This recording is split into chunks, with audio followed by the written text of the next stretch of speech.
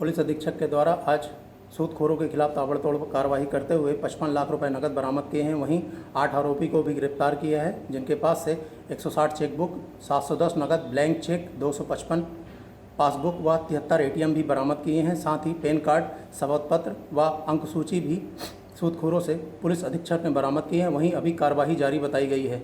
इस मामले में पुलिस अधीक्षक ने बताया कि अनुभाग खासकर जो कोयलांचल बेल्ट है वहाँ से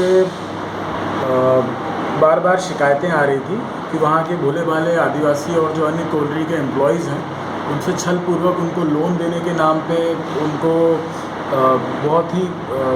उनको लोन दिलवाने के नाम पर और उनसे अधिक ब्याज पर उनको लोन देना और उनकी मजबूरी का फ़ायदा उठाते हुए उनसे ऐसे कुछ कागज़ ले लेना, उनसे डॉक्यूमेंट साइन करा के ऐसे रख के छलपूर्वक उनकी गाढ़ी कमाई को साफ़ कर देने की कुछ सूदखोरों और दलालों द्वारा ऐसा कृत्य किया जा रहा था। ऐसी शिकायतें आ रही थी लगातार। तो इन शिकायतों को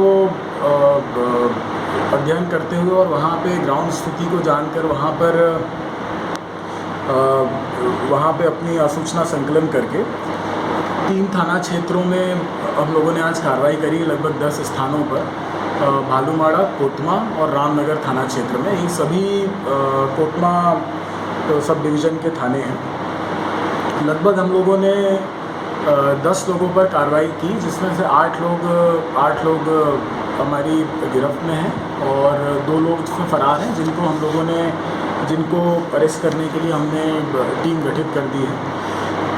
इस कार्रवाई में लगभग 55 लाख रुपए नकद बरामद हुए हैं सूदखोरों के यहाँ से। 160 के लगभग चेकबुक बरामद हुई है। 700 से ज़्यादा ब्लैंक चेक साइन किए हुए अलग अलग लोगों के बरामद हुए हैं। लगभग 225 पासबुक बरामद हुई है। 73 से अधिक ATM कार्ड बरामद हुए हैं। 48 पैन कार्ड, लगभग 70-80 आधार कार्ड, 50 शपथ पत्र, खाली शपथ पत्र जिसमें उनके द्वारा कुछ भी लिखा हो, साइन किया हुआ, 80 अंक सूची और 25 ऋण पुस्तिकाएँ, कई मतलब 100 उनकी अभी गिनती, क्योंकि अभी कार्रवाई चली रही है, तो लगभग 100 से ज़्यादा कोरे दस्तावेज जिन पे हस्ताक्षर किए हुए हैं और ऐसे नोटराइज दस्तावेज कोरे जिन पे खाली उस पर दस्तखत और नोटरी करा ली गई है। इस तरह की कार्रवाई हुई। इसमें लगभग हमने 10 टीमों का गठन किया। लगभग 200 हमारे अधिकारी कर्मचारी इस टीम में लगे और उसके बाद फिर हम लोगों ने इन सभी के खिलाफ अभी कार्रवाई जारी है और अभी कार्रवाई क्योंकि चल रही है, इसीलिए एग्जैक्ट और बाकी डिटेल और भी इसमें से बढ़ेगी चीज़ें।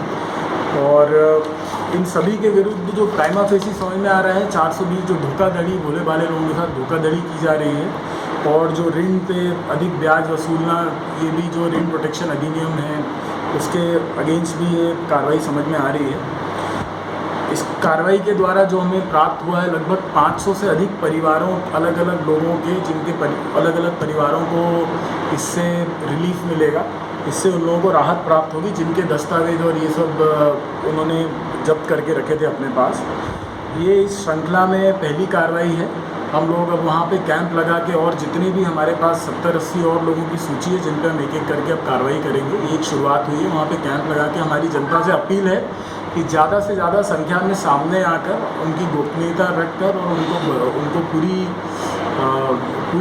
तत्परता से उनकी शिकायतों पर कार्रवाई होगी जांच उपरांत, और निर्भय होकर वो सूचना दें, सबसे अपील है।